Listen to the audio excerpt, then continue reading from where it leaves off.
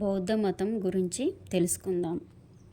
గౌతమ బుద్ధుడు కాలం 563 నుంచి 483 వరకు,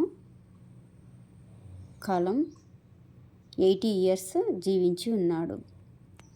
జననం లుంబిని వనం బ్రాకెట్లో పద్మం. లుంబిని వనం నేపాల్ దేశంలో కలదు. తను నేపాల్ దేశంలో లుంబిని వనంలో మహామాయకు జన్మించాడు. తన మొదటి పేరు సిద్ధార్థుడు.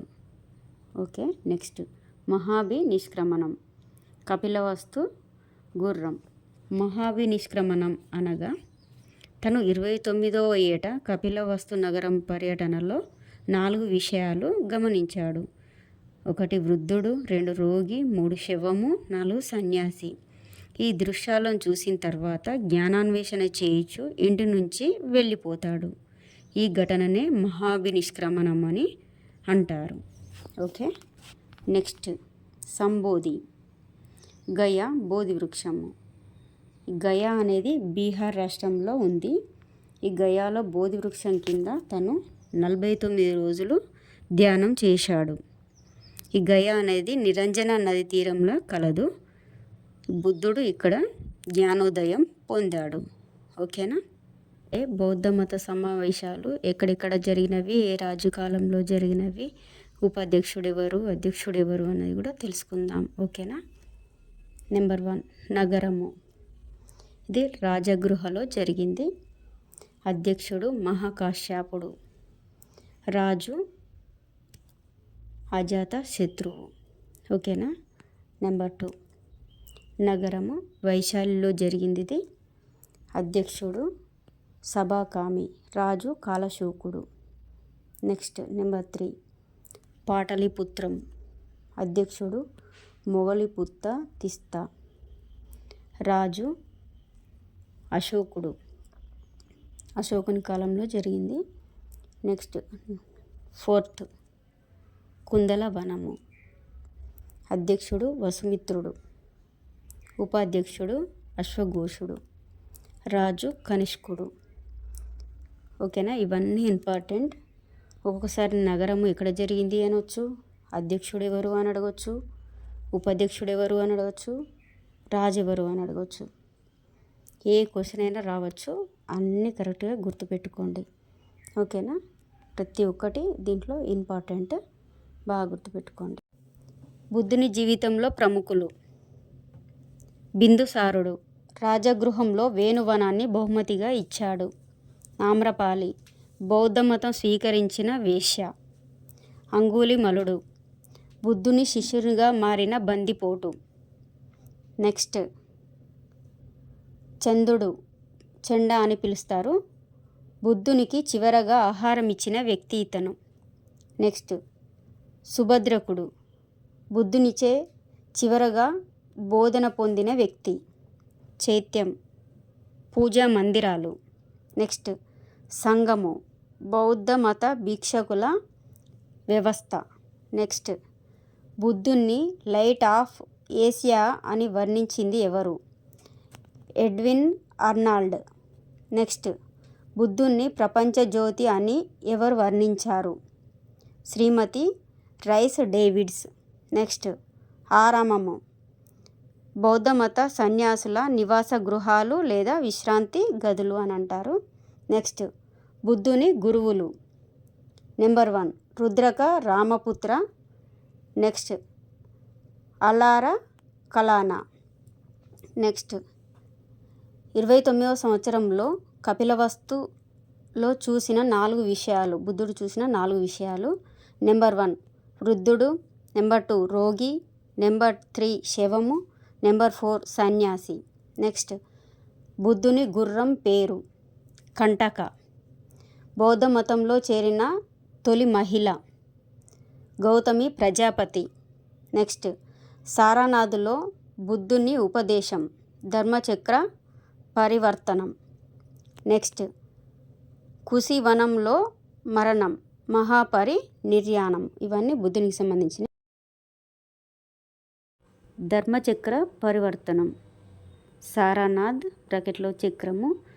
ధర్మచక్ర పరివర్తనం అంటే బుద్ధుడు 35వ సంవత్సరంలో గయాలో బోధివృక్షం కింద 49 రోజులు ధ్యానం చేశాడు.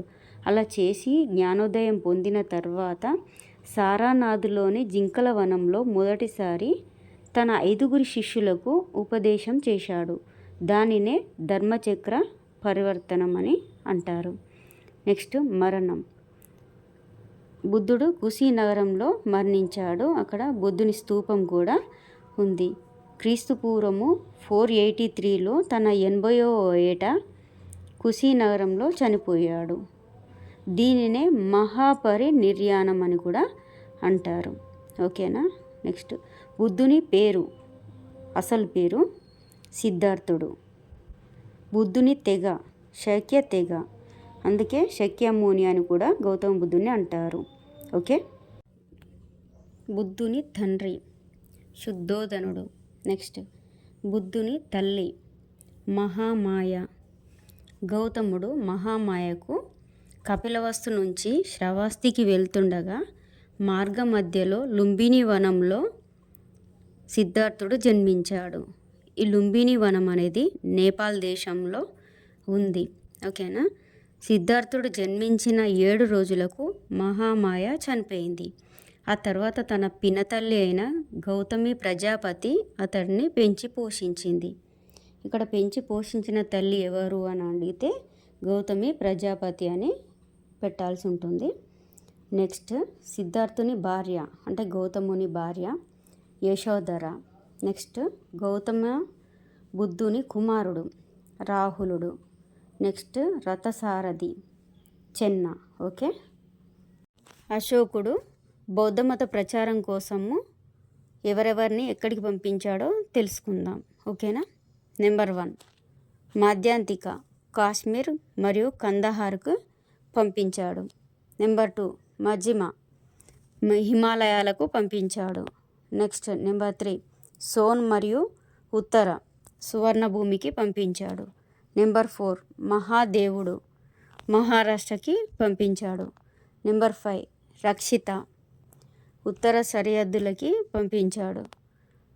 నెంబర్ 6 ధర్మరక్షిత పశ్చిమ భారతదేశానికి పంపించాడు. నెక్స్ట్ నెంబర్ 7 మహారక్షిత గ్రీకు రాజ్యాలకు పంపించాడు. నెంబర్ 8 మహాధర్మరక్షిత మహారాష్ట్రకి పంపించాడు. నెంబర్ 9 మహేంద్రుడు సంఘమిత్ర వీరిని శ్రీలంకకి పంపించాడు. ఓకేనా.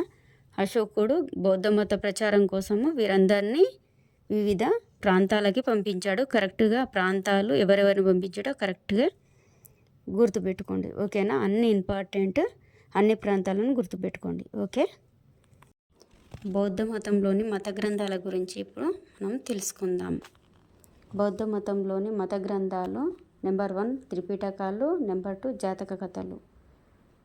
ఈ త్రిపిటకాలలో మళ్ళీ 3 ఉంటాయి. అది నెంబర్ 1 వినయ, నెంబర్ 2 సుత్త, నెంబర్ 3 అభిధమ్మ. మళ్ళీ నెంబర్ 2 జాతక కథల్లో వచ్చి ఈ నెంబర్ 2లో సుత్త ఉంది కదా, దాంట్లో సుత్త పీఠికలో 500 జాతక కథలు ఉంటాయి. అవి బుద్ధుని యొక్క జన్మ వృత్తాంతం గురించి తెలుపుతాయి. జాతక కథలు 500 ఉంటాయి. నెక్స్ట్ బౌద్ధ మతంలో ప్రధాన శాఖలు నెంబర్ 1 హీనయానము, నెంబర్ 2 మహాయానము. నెక్స్ట్ బౌద్ధ సంఘ సమావేశాలు. అందులో నెంబర్ 1 రాజగృహలో జరిగింది సమావేశం, నెంబర్ 2 వైశాలిలో జరిగింది, నెంబర్ 3 పాటలీపుత్రంలో జరిగింది, నెంబర్ 4 కుందలవనంలో జరిగింది.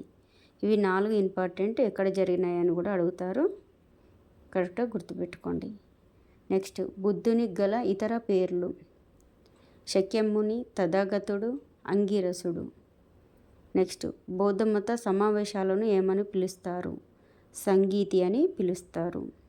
నెక్స్ట్ భవిష్యత్తులో జన్మించబోయే బుద్ధుని పేరు ఆన్సర్ మైత్రేయ.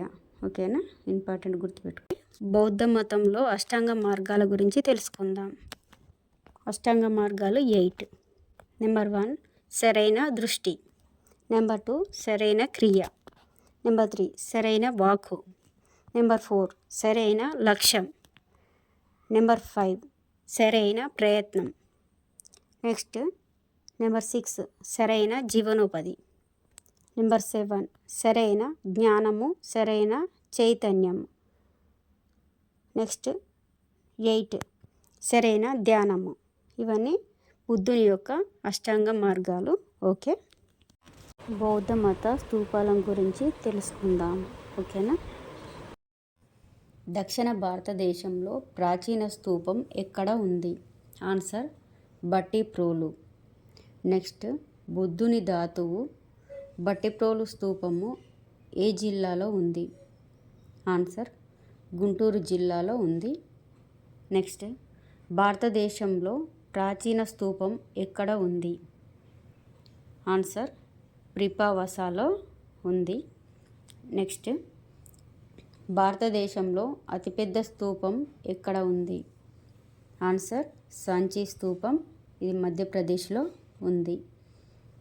నెక్స్ట్ భారతదేశంలో అతిపెద్ద స్తూపము ఎక్కడ ఉంది? ఆన్సర్ బోరోబురుదు స్తూపము, ఇది జావాలోని ఇండోనేషియాలో ఉంది. పైది భారతదేశంలో, కిందిది ప్రపంచంలో. సాంచీ స్తూపం భారతదేశంలో, ప్రపంచంలో బోరోబురుదు. కరెక్ట్గా గుర్తుపెట్టుకోండి. నెక్స్ట్ ప్రాచీన భారతదేశంలో 84,000 స్తూపాలు నిర్మించింది ఎవరు?